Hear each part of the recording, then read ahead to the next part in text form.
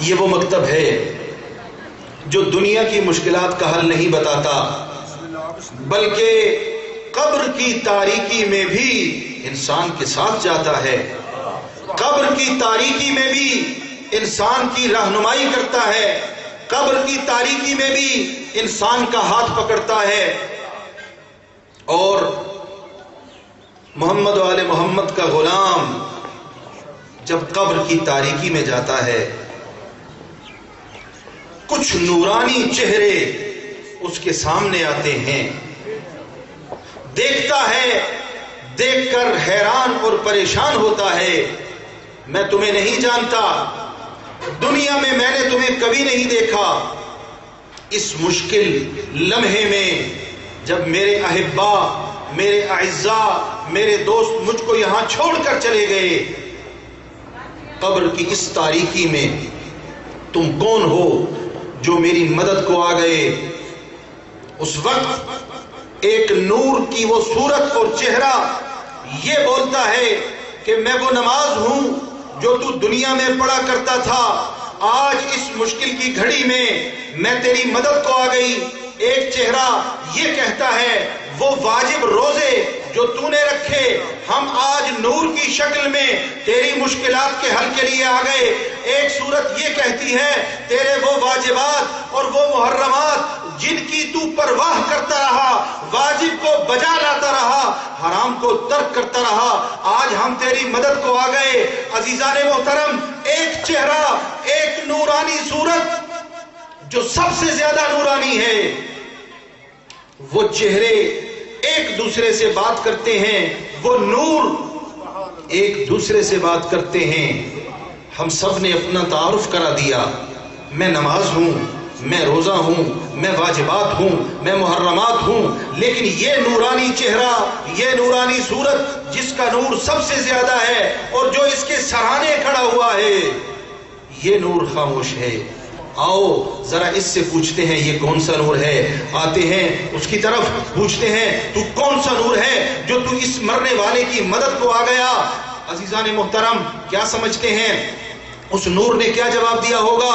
بس ایک دفعہ یہ آواز سننے کو ملتی ہے، میں محمد و آل محمد کی وہ ولایت ہوں، پوری زندگی یہ محمد و آل محمد کی ولایت پر رہا، میں آج اس کی مدد کو آ گیا۔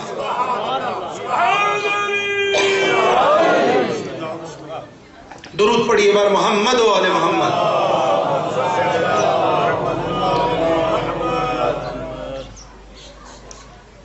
یہ قبر کی تاریکی، یہ حساب اور کتاب ضرور ہوگا، اور انہی اعمال کی بنیاد پر ہوگا جو اعمال دنیا میں انجام دیے گئے۔ لیکن مت سمجھنا کہ دنیا کے سارے مذاہب ساتھ دیتے ہیں تو قبر تک، لیکن دین مبین اسلام اور مکتب محمد و آل محمد وہ واحد مکتب ہے جو قبر میں آپ کو لٹانے کے بعد واپس نہیں آتا، بلکہ یہ بتاتا ہے کہ قبر کی تاریکی میں جب تجھ سے یہ پوچھا جائے تیرا اللہ کون ہے، یہ بتانا اللہ میرا کون ہے، رب اللہ ہے، مالک اللہ ہے، خالق اللہ ہے، نبی محمد ہے، ولی کون ہے، اس وقت پریشان نہیں ہونا، کہنا علی ولی میرا امام ہے، میں اس کی ولایت قدم بھرتا ہوں۔ درود پڑھیے بار محمد و آل محمد۔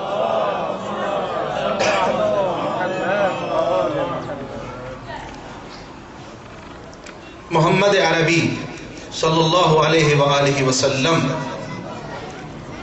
یہ گھرانہ وہ گھرانہ ہے، یہ مکتب وہ مکتب ہے، یہ درس اور سبق وہ درس اور سبق ہے جو محمد و آل محمد سے ملا۔ اور آپ کی توجہات اگر میری طرف ہوں تو ایک حدیث بھی آپ کی خدمت میں عرض کر کے آگے بڑھوں۔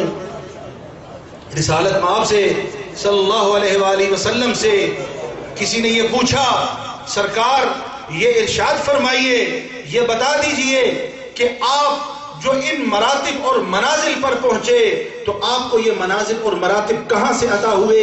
اللہ رب العزت کی طرف سے عطا ہوئے۔ پاک پیغمبر نے ارشاد فرمایا، سوال کرنے والے یاد رکھ، مجھے اللہ نے اس دنیا میں تربیت کر کے بھیجا اور میں نے اپنے بھائی علی کی تربیت کی۔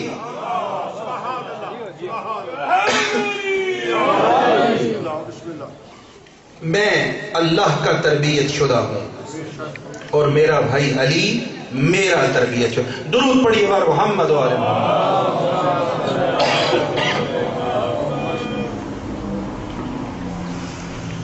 عزیزان محترم، کسی بھی مکتب کے حوالے سے جب گفتگو ہوتی ہے اور کسی بھی شخصیت کے حوالے سے جب گفتگو ہوتی ہے، انسان کچھ پہلو سامنے رکھتا ہے، کچھ محوری اور مرکزی نقطے سامنے رکھتا ہے کہ میں نے اگر ان پہلوؤں کا جائزہ لے لیا تو میں یہ کہہ سکوں گا کہ میں نے اس شخصیت کی زندگی کے کچھ گوشے اپنے سامنے کر لیے. اور مجموعی طور پر اگر ہم تقسیم کرنا چاہیں تو ایک دفعہ ہم یہ کہتے ہیں کہ یہ شخصیت کس نسل سے ہے، اس کے آباء و اجداد کون سے ہیں، اس کا خاندان کون سا ہے، کس خاندان میں اس شخصیت کی پرورش ہوئی، اس نے اپنا بچپنا کہاں گزارا، اس نے اپنی جوانی کہاں گزاری، اس نے جوانی کس مقصد میں گزاری. توجہ تو ہے نا؟ ان نکات کو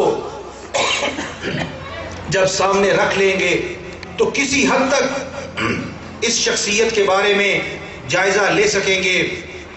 اور دوسرے نمبر پر وہ اہداف سامنے رکھے جاتے ہیں، وہ مقاصد سامنے رکھے جاتے ہیں جس کے لیے اس شخصیت نے اپنی زندگی صرف کی.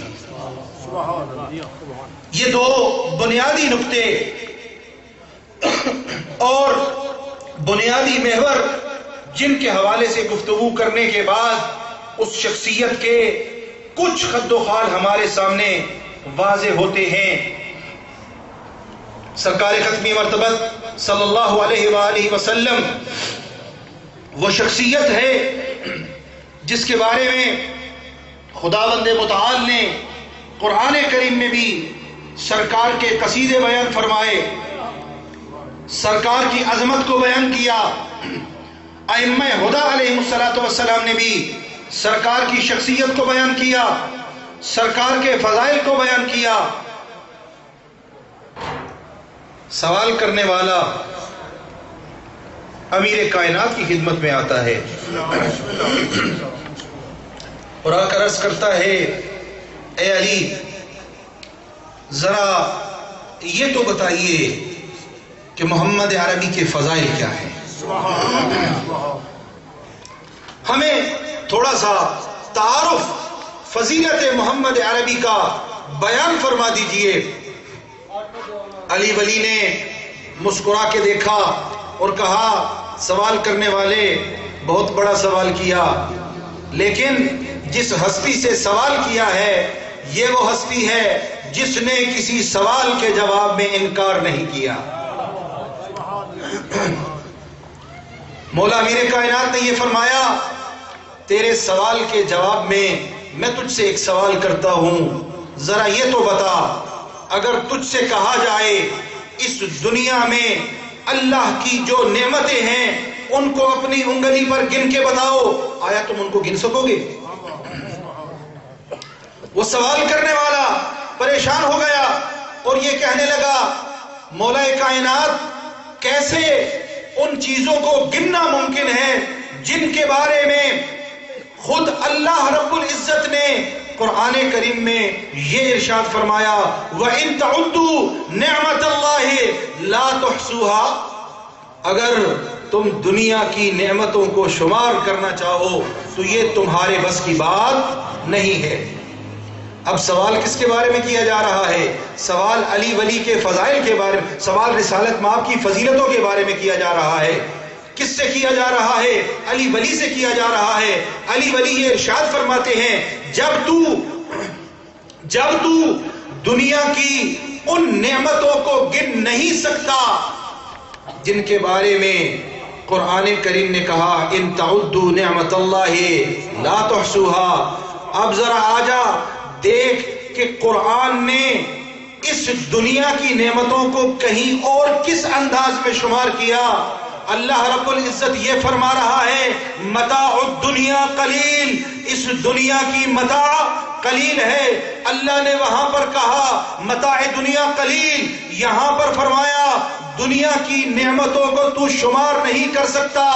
وہ متاع دنیا جو قلیل ہے، وہ متاع دنیا جو مختصر ہے، وہ متاع دنیا جو محدود ہے، تو اس کو شمار نہیں کر سکتا، چونکہ اللہ نے یہ کہا